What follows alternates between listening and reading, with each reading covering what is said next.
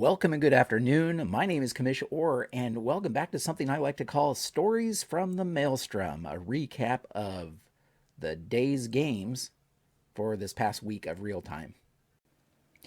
We're going to cut right to it.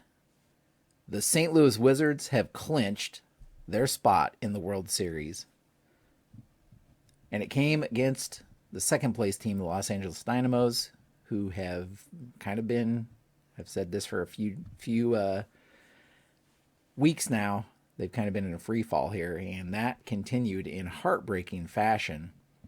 It was going to be miraculous if LA had any chance of pulling it off anyway, but they did not want to lose in the way that they did. So, taking a look here at the box score, as LA was facing St. Louis in St. Louis, 7 games back with 7 games left to play. They really needed something miraculous to happen here.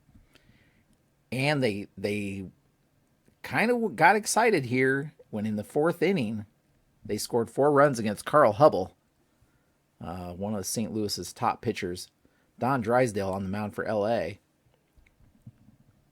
And here in the 4th inning, Chuck Klein walked to lead off that inning, and Willie Mays singled before Johnny Mize grounded one and looked to have been thrown out at first base, but the ump actually ruled that McCovey had pulled his foot. Now, McCovey didn't agree, got into a little argument there, and during that argument, both Klein and Mays scored. Things calmed down again. Tony Perez followed that with another single. And as you can see, a couple more runs scored that inning. So 4 runs scored in the 4th there against Carl Hubble. Meanwhile, Drysdale was kind of cruising along. He ran into some trouble here in the 5th when the bases were loaded, but struck out Oscar Charleston to get out of that jam. So he entered the 7th inning with a 5-hit shutout going. And that's when things kind of fell apart.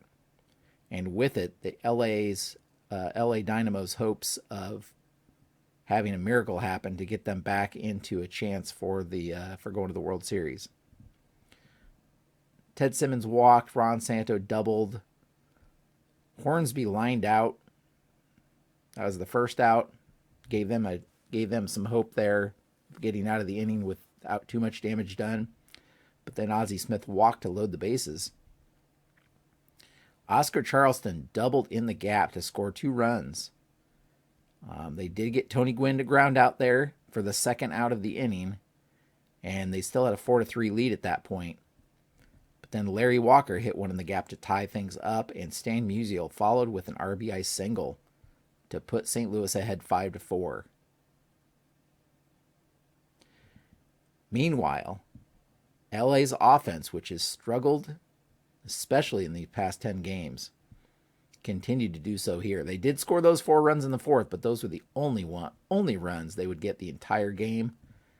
In fact, if we take a look here, we can see that they had a single in the 2nd, and a single in the 5th, and a single in the 6th and 7th.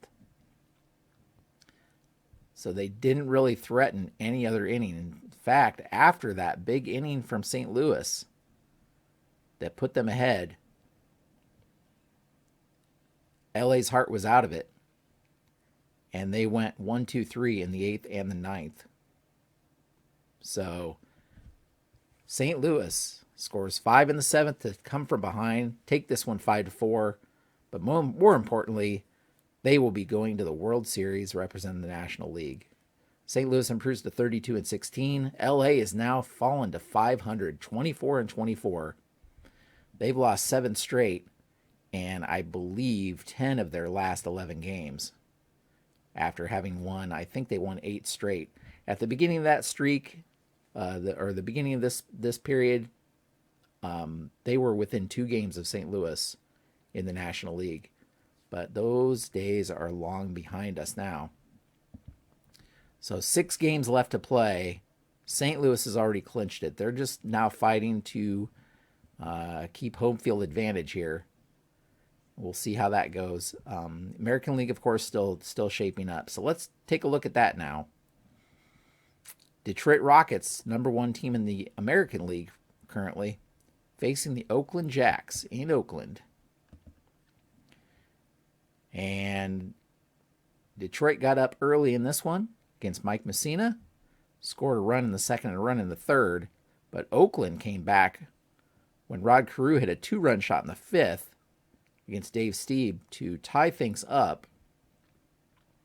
Detroit would pull ahead with another run in the sixth, and Bullet Rogan came in for the seventh, and he allowed a couple of runs there in the seventh.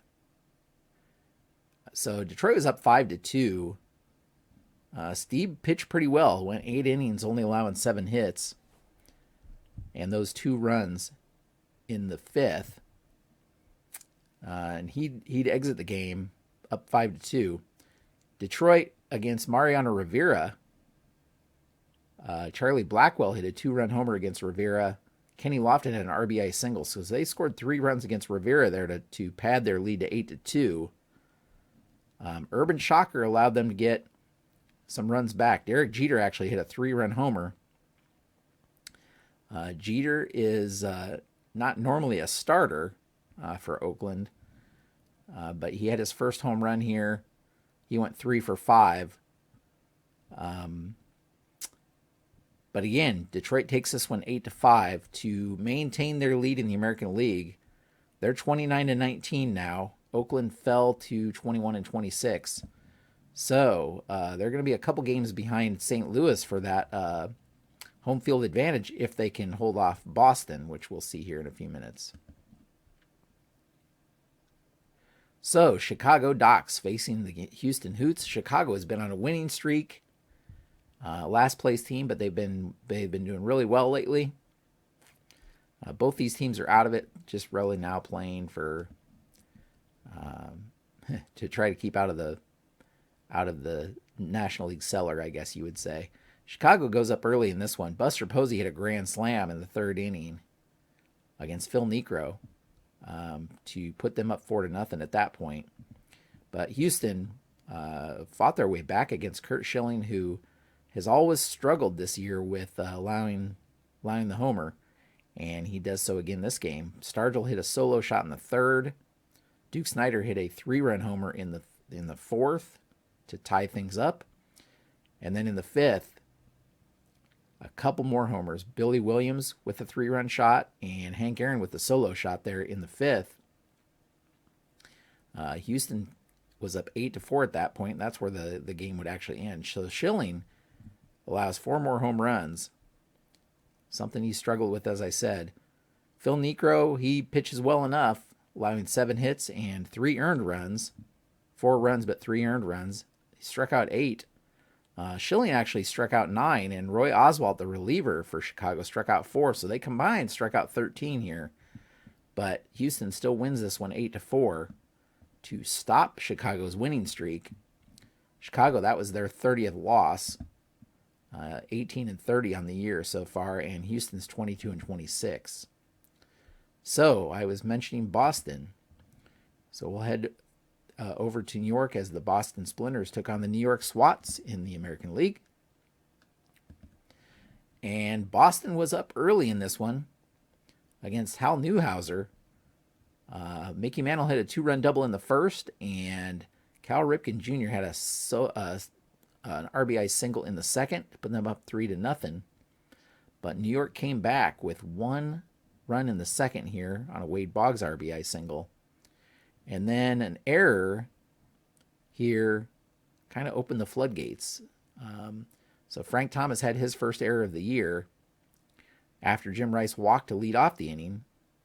This against Lefty Gomez, pitching for the Splinters. Thomas bobbled one, misplayed one here, and Paul Molitor followed that up with a double, an RBI double. Jimmy Fox singled. Alan Trammell actually grounded into a double play for the first 2 outs of the inning, but Eddie Collins followed with a walk, and Wade Boggs singled. All in all, they scored 3 runs that inning to move up to 4-3. In the sixth, the Ken Griffey Jr. would hit a 2-run homer. They'd score another run in that inning to increase that lead to 7-3. Newhouser for New York went 8 innings, allowing just 7 hits, 3 earned runs. Those came in the first couple innings there, and nothing else. So Boston drops this one. They fall to 25-22. New York 20-28. So if we look at the standings, nice little picture of the St. Louis Wizards celebrating there. We see that Detroit, with their win and the Boston loss, now have a 3.5 game lead in the American League. And there are only 6 games left to play. Actually, Boston and Oakland have a 7th game left to play, but so we'll say for the most part 6 or 7 games left to play, with only 3.5 games back for Boston. They'll need to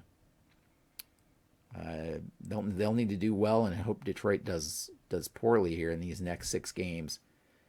Detroit, if they can even play 500 ball, will have this one wrapped up. But again, St. Louis has a 3-game lead on Detroit in terms of the home field advantage for the World Series. So still an interesting race here to watch.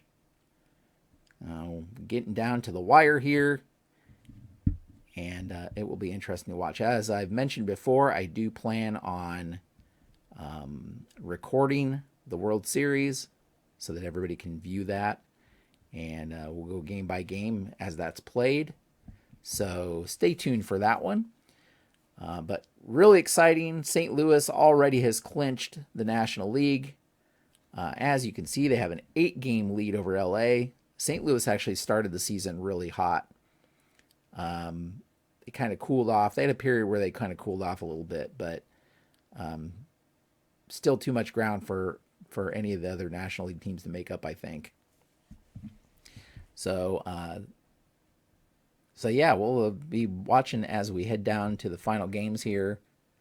We'll probably have another month and a half of real time left in the season, as they play about 1 day every week, which is 4 games. So if you have anything you want to comment on, or anything you're interested in seeing, leave that down in the comments. As always, you can head over to baseballmaelstrom.com to follow the stats and see all of that, the information on the games and all of that fun stuff. But for now, consider clicking the like. If you like the video, consider subscribing to follow all of the action. I do have a new project that I'm going to be planning here in the works, so I'll be talking about that here soon as well.